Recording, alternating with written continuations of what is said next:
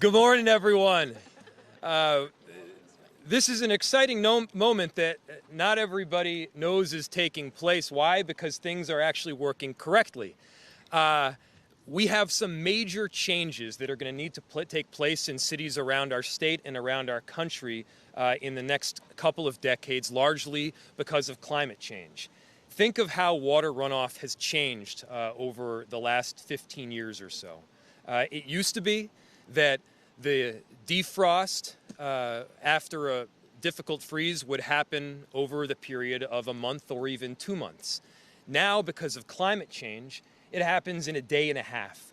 And with that, we've got our storm tunnels that are packed with water. We have flooding that takes place. People's sidewalk have tons of water on it. And we have major infrastructure changes that need to be made around the city and around our state to compensate for that. As of a couple of years ago, Minneapolis was the city second most impacted by climate change. I believe it was Mankato was number 3. New Orleans was number 1. And that's because we're seeing huge changes in how the thaw at the end of our winters take place. Just think about the last couple of months. We've had tons of rain. But for this Central City storm tunnel here, people's homes would have been getting flooded. The streets would have tons of water on them, and we've had backups. And these tunnels that we've got throughout the city, many of them are over 100 years old. They were built really well, but even when they're built that well, even when our population is still growing, and it wasn't necessarily what it was in the 1950s, we have so much more water to accommodate right now. And that's what these things are built to do. And so just to give you a little bit of idea on the history here, the Minneapolis storm tunnels are carved into the sandstone 70 feet below the surface.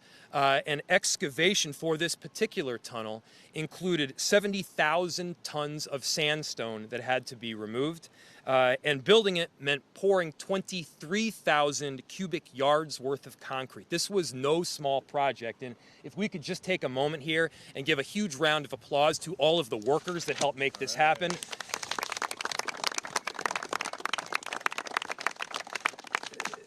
This was a huge endeavor, and if you go down and check it out, this storm tunnel, needless to say, looks nothing like the storm tunnel that was put in the ground 150 years ago. 150 years ago or so, there was a grant of an easement by Mr. Washburn, who owned the largest mill in the world at the time. That grant was to the city of Minneapolis, and initially, the storm tunnel was a combination for both sewage as well as stormwater. Fast forward to the 1930s, recognizing that that was having a really horrible impact on our environment, and there were downstream impacts to the Mississippi River. We broke those in two. We have the sanitary sewer, and then we have the stormwater system. And the stormwater system that we had been operating has been working really well because it was made exceptionally. But again, climate change has required us to shift our approach. This costs a ton of money. When we talk about social cost of carbon, this is part of it. When we talk about all of the money that we are going to have to spend because our per capita carbon footprint is so high, and because we're having to compensate by adding a ton of infrastructure costs, this is part of it. But what's most historic really about this tunnel is not its age, is not the way it's put together. It's the incredible number of people that have had to come together to make this a reality. I'm talking city, state, local partners that all work together to secure about $18.5 million. And again, there's a ton of tension when a stadium gets built, when a new housing project goes up, or a new park goes into a neighborhood. But this work is some of the most important because it impacts your day-to-day life. When it's working well, you don't hear about it. And the fact that you haven't been hearing about this particular project means that that is government working for you. I want to give a huge thank you to a whole ton of people that are here with us right now, to former Representative Ray Dean, to Representative Esther Agbaje, Representative Fu Lee, Representative Cindy Jordan, to Senator Sandy Pappas, Senate President Bobby Joe Champion, Senator Carrie Dziedzic, and Senator Scott Dibble. All went to bat in a major way of making this happen. Senator Frank Hornstein was tirelessly at work. Help me out here, guys. All right, I got everybody. I also want to thank all the incredible people at the Minnesota Pollution Control Agency, the Minnesota Department of Natural Resources, the Minnesota State Historic Preservation Office, and the U.S. Army Corps of Engineers who worked with this project, the reporting of it, and then the compliance. And of course, a huge thank you to our Minneapolis Public Works crew. They worked their asses off to make this happen. They were down there beneath the surface working themselves, working with contractors to make this project a reality, and it's so deeply appreciated. They make sure that this city is running smoothly. And a big thank you here to our city council member, our city operations officer who's going to speak shortly here, Margaret AndersonKeller, and our city council member. We're in his ward right now, Michael Rainville. I was just talking to him a second ago about how but for this storm tunnel, we would have had huge problems. And so I want to thank him, and I want to thank everybody that helped make this possible. Thank you so much, and I'm turning it over to Councilmember Michael Rainville. Thank you, Mayor Fry. You really said it all, but I have to add thanks once again to the state delegation. So yes. Sydney, Esther, Frank, Scott. We can't do this partnership, Bobby Joe, we wish you the best of luck in the future here, so we're not going to talk about that. But we can't, the city of Minneapolis cannot operate without the state of Minnesota. They are our big sisters, our big brother, and they're the ones that help make things happen. As the mayor said, the world has changed. We need to think about how stormwater, imagine these cities on the southeast coast, 25 inches of water in a 2-day period of time. How the heck do you handle all that stuff? If something like that happens here, we are well prepared. So thank you all for coming tonight and for publicizing this. The businesses along Washington Avenue are very grateful right now. It's been a long project. I've had the chance to go inside the tunnel, and it is fascinating what our Public Works team has done. And our Public Works have done this without any injuries. So a big round of applause for Public Works. There we go. And with that, I'll introduce Senator Dibble. All right. Oh, thank you. Thank you, Mayor. Thank you, Councilmember Rainville. I'm just here to hopefully, blessedly, I'll try to speak very briefly. It's hard for senators. Just to say just a huge congratulations to the city and to all the partners. And Mayor, I'm glad you thanked the workers because they're the ones who actually did the work. I just wanted to make one point, which has already been made. This absolutely was a team effort, and the delegation really did come together and articulate this as a priority and really helped with the help of the city. I want to thank Katie Topinka and Steve Huser, who were there every step of the way, reminding us of how important this infrastructure is. And of course, we actually got this in kind of the last moments of that particular bonding bill coming together, and that was attributable to Margaret AndersonKeller being right there on the job at the Capitol. It is very, very easy to get excited about the Stone Arch Bridge, which has state money in it, or the beautiful Guthrie Theater with the cantilever bridge. I mean, these are what do they call it? The charismatic megafauna. But my grandmother was very generous. Every holiday, every Christmas, we got wonderful toys. She also, believe it or not, gave us underwear sometimes for Christmas as well.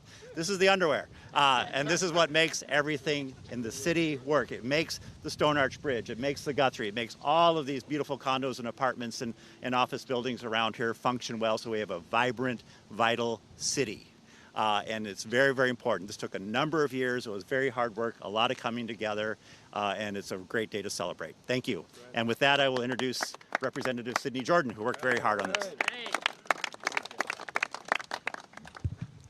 Thank you, Senator Dibble. My name is Sydney Jordan. I use she, her pronouns, and I represent the people of 60A, which is Northeast Minneapolis and Southeast Como in the Minnesota House of Representatives. And I guess while we're doing infrastructure trivia, this bill, and I was the chief author of the bill to fund this storm tunnel work that passed and the bonding bill that we did pass. And bonding bills originate in the House. They have to start in the House, and so it was really a House delegation priority, working with our city and our Senate to make sure this could happen. And so this work wouldn't have been possible, and this infrastructure wouldn't have been possible without the tireless work of our bonding chair, Chair Fu Wee, who's not here with us today, but he's a big part of the responsibility for making sure this could happen. And that is part of our ongoing discussion in the Minnesota House around clean water and making sure that clean water infrastructure is at the cornerstone of what we do. And I think, when we're thinking about things like storm tunnels or lead pipes, we know that while these pipes in and of themselves and the sewers are not what we're going to put pictures of necessarily on our re-election campaigns, but we are going to talk about clean water and talk about the environmental justice aspect of that. We know that our lowest income communities across the state and here in Minneapolis are the ones that we need to work the hardest to ensure that they do have access to clean drinking water. And projects like this not only ensure that those Minneapolis residents and residents of our surrounding communities that rely on our water get that service they need, but we're the start of the Mississippi River. And so making sure that we're protecting our infrastructure and protecting our river is critical to making sure that we're protecting the drinking water of people in Memphis or the Quad Cities or New Orleans. And so this is a project that, yes, was, a coalition from the state and the feds and the city of Minneapolis, but it's a project that's going to make life better for all Americans that rely on the Mississippi for their drinking water. So it's a huge deal. It's a really exciting thing to be a part of, and we know that we're going to be relying on pieces of infrastructure like this more and more, as the mayor articulated so well, that climate change is a reality that is impacting our water. And so just a big thank you again to everyone for making this possible. This is really one tunnel that's going to make life better for every single resident of Minneapolis. And with that, I am going to introduce Margaret AndersonKeller here to talk a little bit more about those residents. All right. Thank you. Well, thank you, Representative Jordan, and thank you to the delegation for being here. Thank you, Mayor. My name is Margaret AndersonKeller. I have the honor of serving as a city operations officer. Before I stepped into this role, though, I was honored to be the public works director for the city of Minneapolis, as we were really going through the middle and last phase of this project and working with the delegation to get the money to finish the project. So I love Senator Dibble's analogy, but I'm going to give you a different one. When you go down into this tunnel, and we have water flowing through it today. This tunnel is 12 feet in diameter, and it really looks like a cathedral when you're down in it. It looks like one of those cathedral windows, and you look down it and you can just see the difference in the capacity that is there today than once was there. And why is that important? That's important because then we know those maintenance hole covers are not going to blow off all across downtown because of the pressure of that rainstorm or runoff. We know because folks worked hard for us in both the design, the approvals, the work with the park board to make sure it's beautiful looking at the end, the inside of it works well for the residents and visitors of the city of Minneapolis. And that's what this is about. This is about making sure the next 150 years have the capacity to withstand the climate changes we are feeling. And I am so excited that we have been able to complete this project in this way. Again, I want to give special thanks to the Minneapolis Park and Recreation Board, their own unit of government. We have to work and want to work all the time, not only on how things work together here down in the Mill Ruins Park area, but also protecting the environment. And so their staff, their superintendent, their board all gave us the approvals necessary to make this happen. I want to also point out that as changes continue to happen to our city because of climate impacts, we not only need to worry about what's happening up on the surface, but we need to continue worrying about what's happening below. And I know Director Tim Sexton and Deputy Director Brian Dodds are going to continue to do that for Public Works.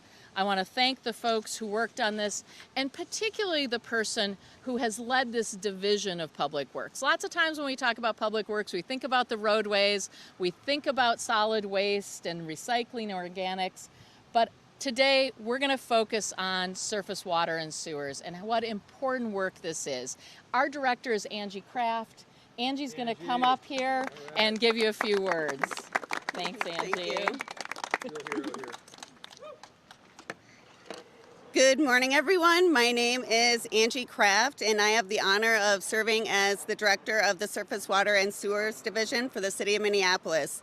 Our division provides stormwater and wastewater management for the city to protect human health and the environment and to support a high quality of life for those who live in and visit the city.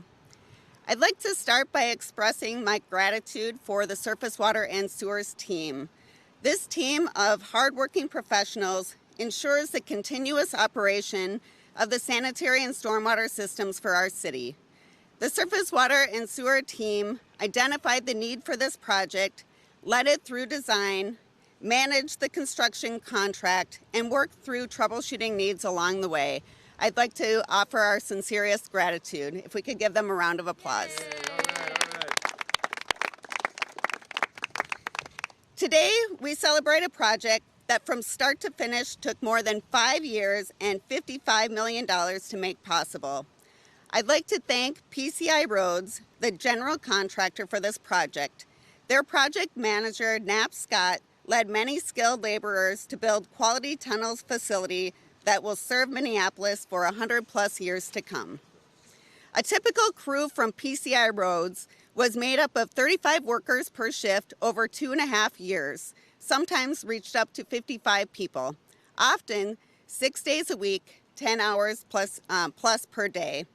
The total staff hours by PCI Roads alone was more than 220,000 hours. And get this, when you add up all the sandstone and shale and soil that was excavated for the tunnel, it's more than 70,000 tons. That's equivalent to 12,000 elephants. That's a lot of dirt. The new tunnel traverses over 4,200 feet in length, or about 0.8 of a mile, 70 feet below Washington and Chicago Avenues in downtown Minneapolis. The capacity of the new tunnel is 3 times the size of the existing tunnel and can hold approximately 4 million gallons of water. So add it all up, you have an investment in the future of our community that will last for generations to come, keeping the water moving to the river so that people can keep moving through the city. And with that, I'd like to thank everyone who made this day possible, and I'd like to thank everyone who contributed to the success of this project, and I will hand it back to Mayor Fry. All right, thank you. Thank you. Great job. Really great job. One last reiteration of thank you to our state delegation and our partners. We could not have done this without you. You delivered the money, and that money will help a whole lot of our Minneapolis residents. Thank you so much. Anybody else want to talk before we answer some questions? Happy to answer any questions that you might have about it.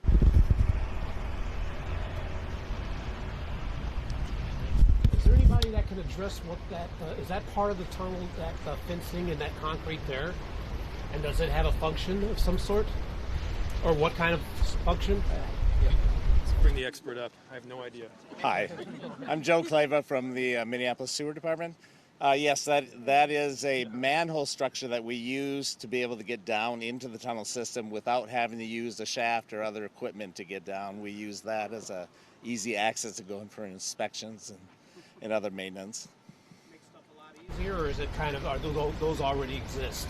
Not many that we can get in easily like this, so this was a very good one to have, strategic to have here, that we can get down easily into the tunnel. Yes, sir.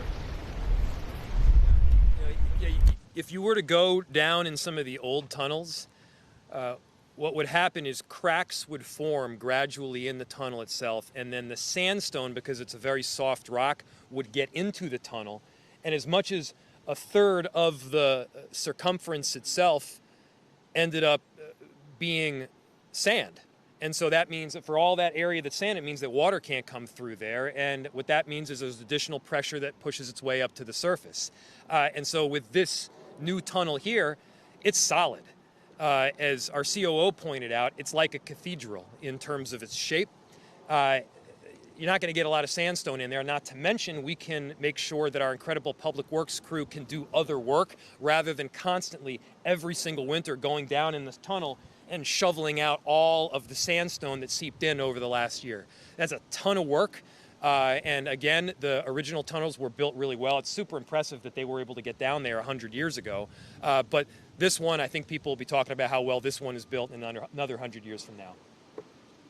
Any photos online that kind of show the construction or what it looks like deep inside? I have photos on my phone. And so I'm sure, yes, we can get you some photos. You addressed this a little bit earlier with what's going on the East Coast and all that rain. Can this put a dent if something like that kind of water disaster happened to us easily or close enough? I mean, obviously it's impossible to know until you get there, but would this put a dent in what's going on the East Coast? Yeah, I'll give the very generalized answer, and I'm going to turn it over to Angie, who actually knows what she's talking about. So we've seen a number of rain events over the last several months. We've seen extraordinary weather patterns over the last several years, and it's not like those weather patterns are getting less severe. They're getting more severe. And so as we build infrastructure for the future, yes, this helps us be a more resilient city. This is not just preventing your shoes from getting wet when it rains a whole lot and preventing puddles from forming on the sidewalk. This is about making sure that as climate change is happening, and it is, we can be a city that is strong and is resilient, and we're setting ourselves up really well for the future with investments like this. I can't speak to the specifics on the East Coast or even here, but maybe, Angie, you have anything to add? Thank you. I guess the only thing that I could add, Mayor Fry covered it very well, was that this is one of many things that we're doing.